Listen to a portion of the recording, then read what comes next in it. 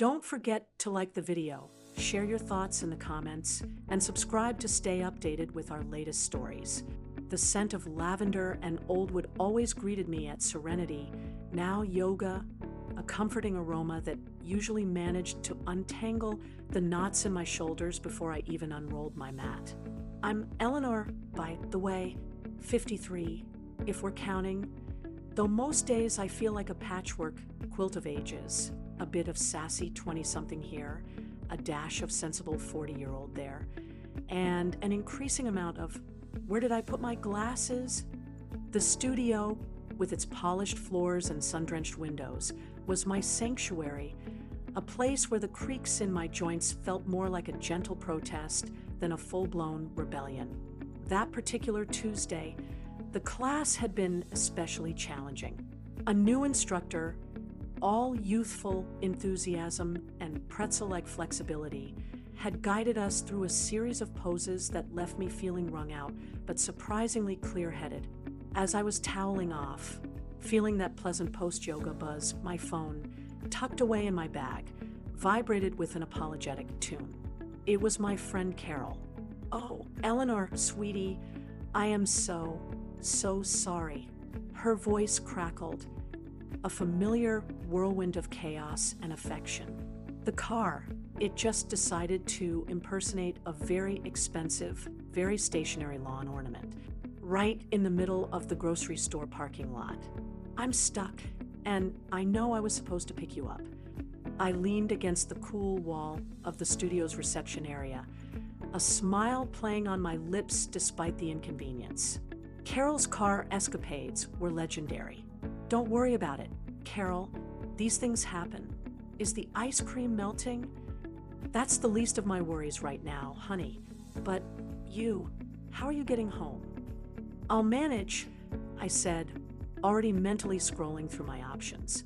A cab would be a bit of a wait, and the bus route was circuitous. Maybe I'll just levitate. I did hold that Warrior 3 for a whole 10 seconds today. Carol laughed, a raspy sound. "You're a saint. Look, I feel terrible, but I might have a solution. It's a bit of a long shot, and maybe a little awkward, but are you open to it?" "Intriguing," I said. "Lay it on me." "Well, you know my son, Liam? He's in town for a few weeks, helping me sort through some of his dad's old workshop things. He just finished up some errands near your yoga place. I could call him, see if he could swing by, and give you a lift. Liam, I'd met him a few times over the years, mostly at holiday gatherings or an occasional barbecue. He was a good kid. I remembered that much. Quiet, polite, with his father's kind eyes and a shock of dark hair that always seemed to be artfully disheveled. The last time I'd seen him, he was probably just out of college, all earnest ambition and nervous energy. Now, he'd be what? Closer to 30, I supposed. A grown man. Oh, I wouldn't want to impose on him," I said, a genuine hesitation in my voice. It felt different, asking a contemporary's child for a favor. "Nonsense, Eleanor. He's got nothing else pressing. And frankly, it would do him good to interact with someone who isn't his nagging mother or a pile of dusty tools." Carol insisted. "Let me just text him. He's a sweetheart. He won't mind. He's driving Dad's old truck, so it's not fancy, but it runs." Before I could protest further, she'd hung up with a cheerful, "He'll call you if he can do it. Love you." I sighed, half amused, half apprehensive. The thought of Liam, this young man I barely knew, picking me up felt odd. Not unpleasant, just unexpected. I gathered my yoga bag and my water bottle, the scent of lavender now mingling with a faint whiff of my own slightly sweaty contentment. I stepped outside the studio. The late afternoon sun was beginning its slow descent, painting the sky in hues of orange and soft violet. The air was warm, carrying the distant hum of city traffic and the closer chirping of sparrows settling in for the evening. My phone buzzed again a few minutes later. An unknown number, Hello. I answered, "Hi, is this Eleanor?" "It's Liam, Carol's son." His voice was deeper than I remembered, smooth and calm, not the slightly reedy tones of the college kid. "Liam, yes, hello. Your mom mentioned you might be able to rescue me," I said, trying to sound casual. "No rescue needed, just a ride." He chuckled, a warm, easy sound. "Mom said you're at Serenity Now Yoga on Elm Street." "That's the one." "All right, I'm about 10 minutes out. I'm in an old green Ford pickup. You can't miss it. It's probably the only vehicle on the road that looks like it wrestled a bear and lost." I laughed. "Sounds charming. I'll keep an eye out."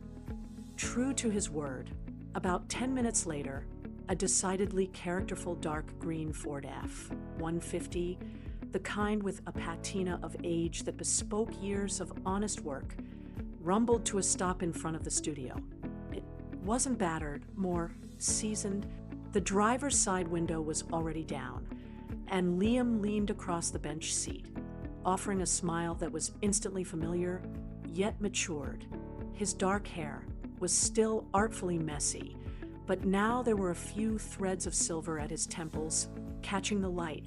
His father's kind eyes, yes, but with an added layer of thoughtful observation I didn't recall. He wore a simple gray t-shirt that showed off surprisingly well-defined arms, and his hands on the steering wheel were capable, steady. He was no longer just Carol's son. He was a man with an air of quiet confidence about him. "Eleanor," he asked, his voice carrying easily over the truck's gentle rumble. "Liam," I confirmed, walking towards the truck. "Thanks so much for this. You're a lifesaver." He pushed the passenger door open from the inside. "Happy to help. Hop in. Mom was practically having a meltdown about stranding you." The truck's interior was surprisingly clean, though it smelled faintly of old vinyl, coffee, and something outdoorsy like pine needles. The bench seat was wide, covered in a worn but comfortable-looking fabric. As I settled in, clicking the seatbelt, I noticed a well-loved paperback tucked into the door pocket. Some kind of history book, it looked like.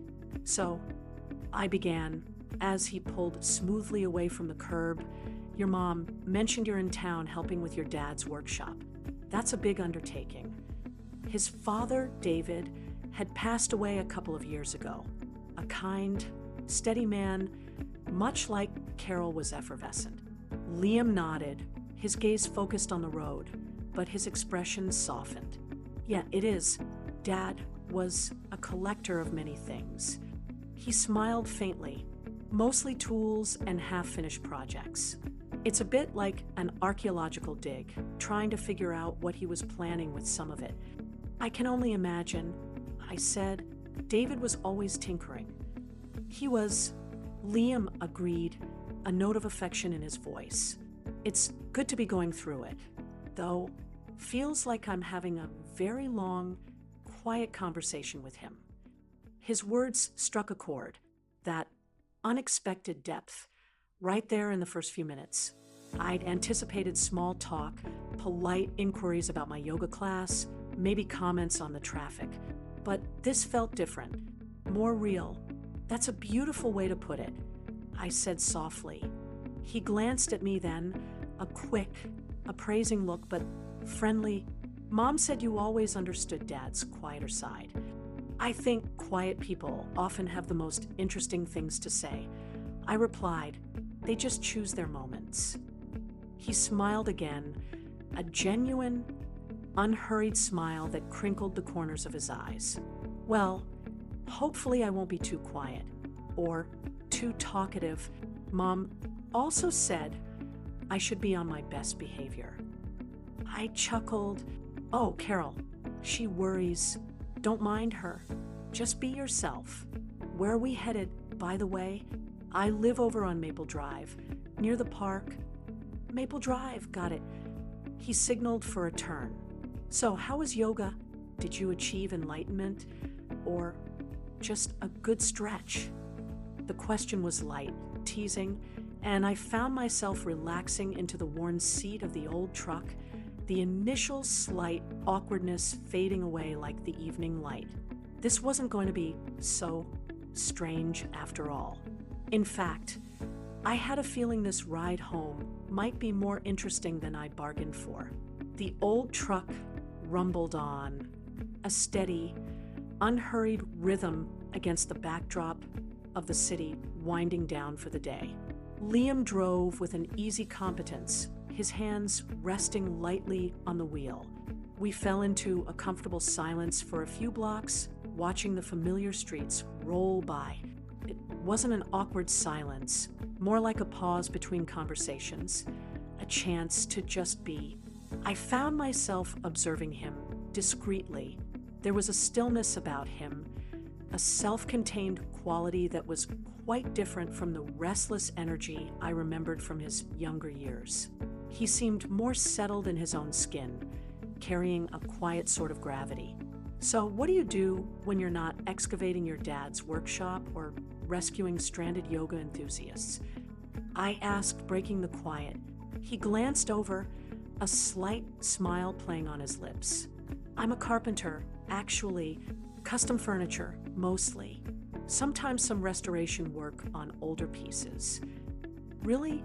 I said, genuinely interested. That sounds fascinating. And fitting, given your dad's love for tinkering. Yeah, I guess it's in the blood, he admitted. I always loved being in his workshop as a kid. The smell of sawdust, the way he could take a rough piece of wood and turn it into something beautiful. There's a certain honesty to working with your hands. You know? I do, I replied. There's a satisfaction in creating something tangible. My grandmother taught me to knit when I was a girl. I still pick up the needles when I need to quiet my mind. It's a different kind of making, but I think the feeling is similar. Liam nodded. Exactly. It's a kind of meditation, isn't it? The focus, the rhythm. He paused, then added, Mom still has that lopsided blue scarf you knitted for her years ago. She wears it every winter. I laughed, surprised and touched. Oh goodness, that lopsided thing. I was just learning. I'm amazed it hasn't unraveled into a pile of yarn by now. She loves it, he said simply, says it's imbued with your good intentions. His sincerity was disarming. It wasn't flattery. It felt like a simple statement of fact. I found myself warming to him more with each passing mile. This wasn't the perfunctory chore I'd half expected him to treat this as. He seemed genuinely present, engaged in our conversation. We were approaching a part of town I didn't often drive through, a slightly older neighborhood with charming, well-kept houses and mature trees that formed a leafy canopy over the street. The setting sun filtered through the leaves, dappling the road in shifting patterns of light and shadow. You know, Liam said, his voice a little more thoughtful, I've been thinking a lot about Dad's things. It's more than just stuff. Each tool, each unfinished project, it tells a story about his passions, his frustrations, even his dreams. I think objects can hold so much of us. I agreed. Memories, emotions. When my mother passed, going through her jewelry box was like revisiting different chapters of her life. A string of pearls from her wedding day. A kooky enamel pin from a trip she took in the 70s. Each one a little key to a memory. Exactly that, he said, his gaze distant for a moment, as if looking at something far beyond the windshield. It's made me think about what we leave behind.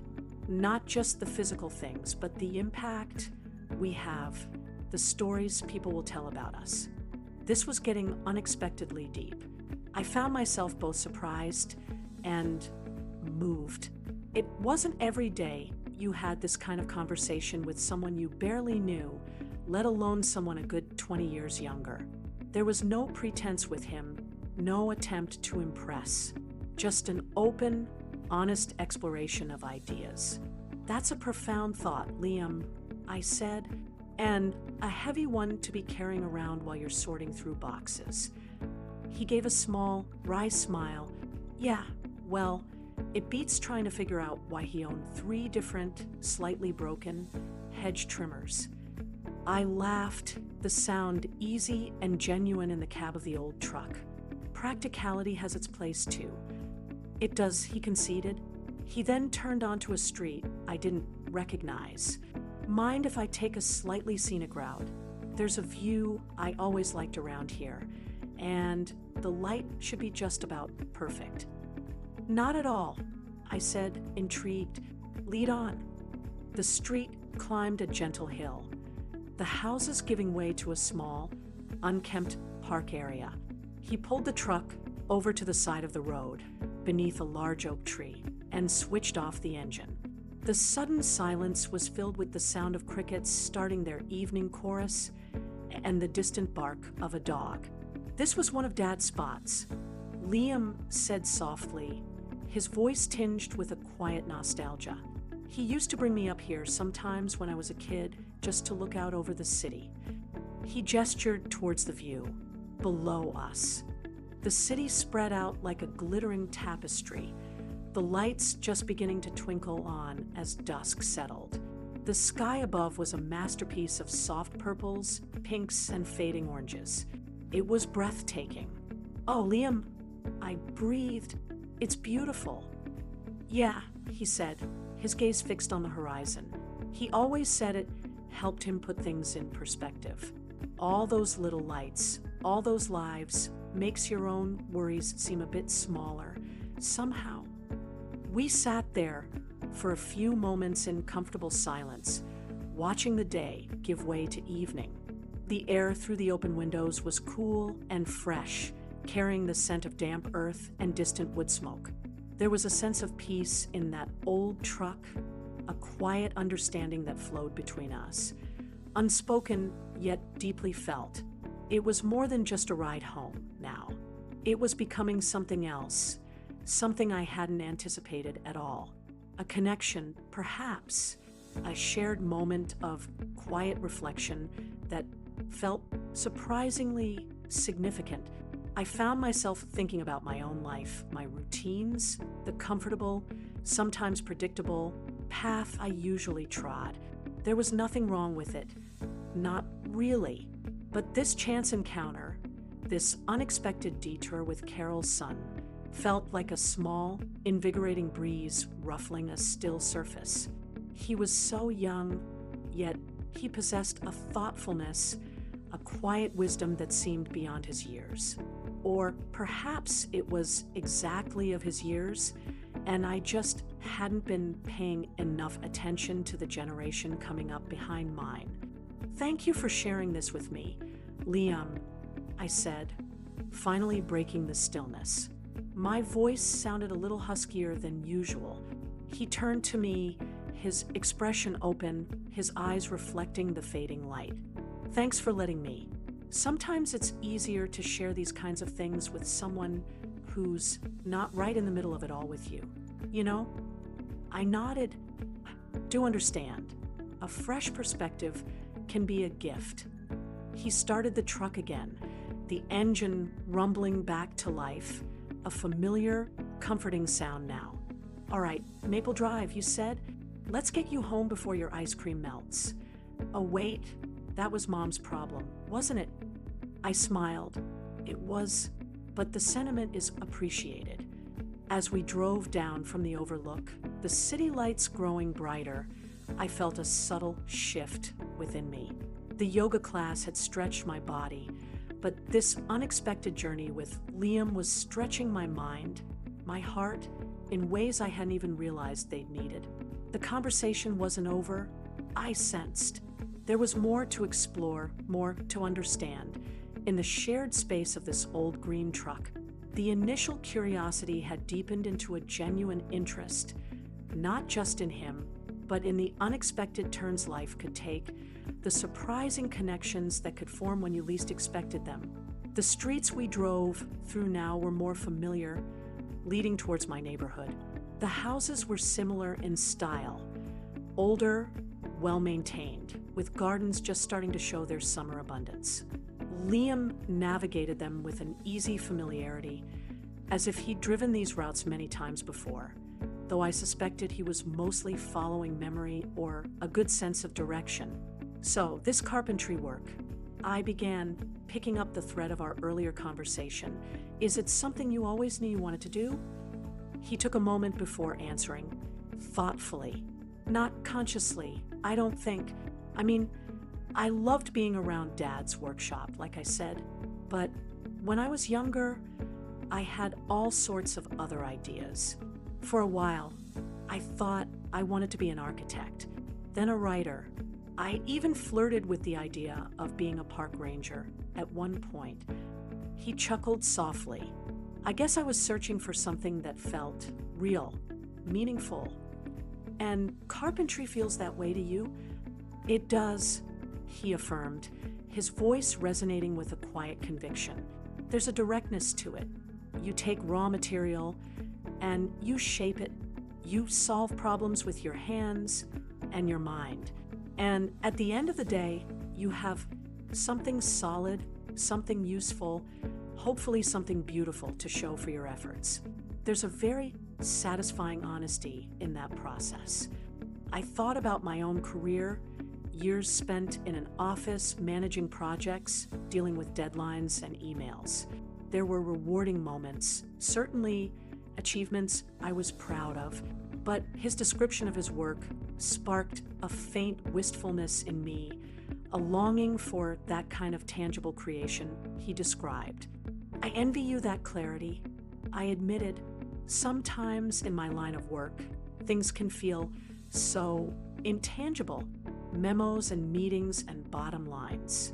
It's harder to see the direct impact, sometimes. I think every kind of work has its own challenges and rewards, he said, with a diplomacy that was rather endearing. My mom always said you were brilliant at navigating all that office complexity, at bringing people together to get things done. That's a skill too, a valuable one. Carol is generous. I smiled. But thank you. It was nice to hear, especially from him. It made me feel seen in a way I hadn't expected. We turned onto my street, Maple Drive, lined with the mature maple trees that gave it its name. Their leaves rustled gently in the evening breeze, a soothing sound. My house was about halfway down the block, a cozy two-story with a porch I loved to sit on during summer evenings. So, how long are you planning to stay in town? I asked as we approached my driveway. Another couple of weeks, probably, he replied. The workshop is a bigger project than I initially estimated. Or maybe I'm just slower than I thought. He gave a self-deprecating smile. Plus, Mom seems to enjoy having someone around to boss a little. I'm sure she does. I laughed. She's missed having you around. I know. She talks about you often. She does. He sounded genuinely surprised. Of course. She's very proud of you, Liam. He seemed to consider this, a faint flush rising on his neck. Well, she has a funny way of showing it sometimes. Usually involves a long list of chores. That's mother code for, I love you and I'm glad you're here, I said, only half joking. He pulled into my driveway, the truck's engine idling with that familiar, comforting rumble. He turned in his seat to face me more directly. The light from my porch lamp, which I always left on when I was out in the evening, cast a warm glow into the cab, illuminating his features. Those kind eyes of his father, yes, but with an intensity and depth that was all his own. Well, Eleanor, he said, his voice a little softer now. We're here. Thank you again, Liam, I said, my hand on the door handle, for the ride and for the scenic detour and the conversation. It was lovely. The pleasure was all mine, he replied, and there was a sincerity in his tone that made my heart feel a little lighter. Seriously, it was nice to talk about something other than rusty tools and what to do with Dad's collection of slightly too short extension cords. I smiled. I can imagine, perhaps, if you find yourself with some free time away from the workshop excavation, and you're not already booked for rescuing stranded yogis. I hesitated, then plunged ahead, feeling a surprising boldness. I make a pretty good pot of tea, and my porch is quite pleasant in the evenings. His eyes met mine, and there was a spark of something in them, surprise perhaps, but also a warmth that was unmistakable. I'd like that, Eleanor. I'd like that very much. Good, I said, feeling a little flutter of something pleasant and unexpected. Let me give you my number, so you don't have to go through the Carol dispatch system. We exchanged numbers, a simple, modern ritual that somehow felt more significant in the quiet intimacy of the old truck's cab. As I stepped out onto my driveway, I turned back. Drive safely, Liam. Will do, he said, that gentle smile gracing his lips again. And Eleanor? Yes. Thanks for understanding about Dad's spot and about the quiet conversations. Anytime, Liam, I said softly. I watched as he backed the old Ford out of my driveway, its taillights disappearing down the street, leaving me standing there in the warm evening air. The crickets chirped, the maples rustled, and the scent of my neighbor's roses drifted towards me. I walked up to my porch, not going inside immediately. I sank into one of my wicker chairs, the one that creaked just so. The yoga class felt like a distant memory now, overshadowed by the unexpected journey home. Liam, Carol's son, he was a surprise, a very pleasant one, thoughtful, articulate, with a quiet depth that I found incredibly appealing. Not in a romantic way. Heavens no, it wasn't like that at all. It was a connection of a different kind, a meeting of minds, perhaps a shared understanding that transcended age or circumstance. The "you won't believe what happened" part of that silly mental headline I'd imagined Carol would use suddenly felt rather apartment. Not because anything scandalous or dramatic had occurred, but because something quietly profound had. A simple car ride had turned into an exploration of memory, legacy, and the unexpected ways human beings can connect. I felt a sense of lightness, a feeling that something new and interesting had just brushed against my life. And as I sat there, listening to the sounds of the evening, I realized I was looking forward to that cup of tea on the porch with Liam. Very much so. It felt like the beginning of an unexpected and rather wonderful friendship. I went inside a little while later, the house quiet and welcoming. I made myself a cup of herbal tea, not the robust kind I'd offered Liam, but something soothing for the end of the day. As I sat at my kitchen table, the events of the late afternoon and evening replayed in my mind. The initial slight awkwardness of waiting for Liam, the sight of that characterful old truck, his easy smile, the way our conversation had flowed so naturally from his father's workshop to the nature of creative work, to that beautiful, shared silence at the scenic overlook. It was rare, I mused, to connect with someone so readily, especially someone from a different generation. There was often a gap, not necessarily in understanding, but in shared experience or perspective. Yet with Liam, it hadn't felt that way. He possessed an emotional intelligence, a maturity that belied his years, or perhaps was perfectly in keeping with a man who worked with his hands and thought deeply about the world. He had listened, truly listened, when I spoke, and he had shared his own thoughts with an openness that was both refreshing and disarming. There was no artifice about him, no attempt to be anything other than who he was. And in turn, I felt I could be completely myself with him, without the usual social filters one sometimes employed.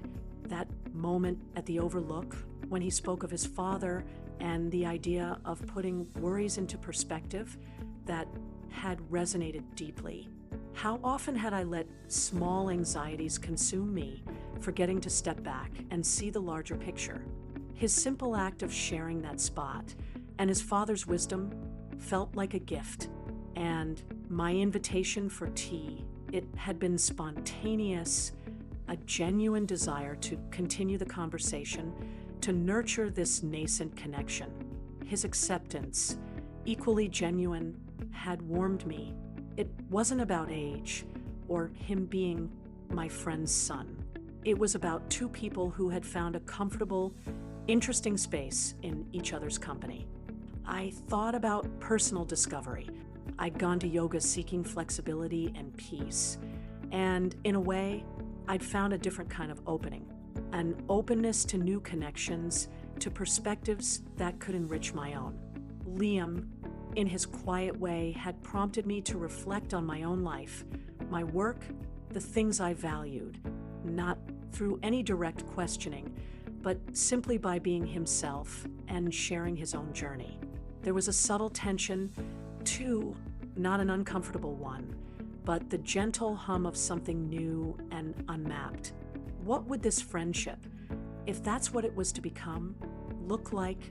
I wasn't sure, but I felt a pleasant anticipation rather than any apprehension. It was the kind of tension that sparks curiosity, that makes you look forward to the next chapter. The mutual respect was undeniable. He respected my experiences, my friendship with his mother, my lopsided knitting projects, even, and I respected his skill, his thoughtfulness, his connection to his father's memory. It was a comfortable foundation. As I finished my tea, I realized that you won't believe what happened wasn't about a shocking event. It was about the quiet surprise of genuine human connection happening in the most ordinary of circumstances. A car ride home from yoga. It was about the unexpected depth found in a near stranger, and the realization that meaningful encounters can come at any time, from any direction, if you're open to them. I rinsed my cup, a smile lingering on my face. The house felt a little less empty tonight, filled with the resonance of shared thoughts and the promise of future conversations. Yes, I thought, I was definitely looking forward to that tea on the porch. It felt like a small beacon of warmth and interest in the landscape of my days. And that, in itself, was a rather wonderful thing to have happened.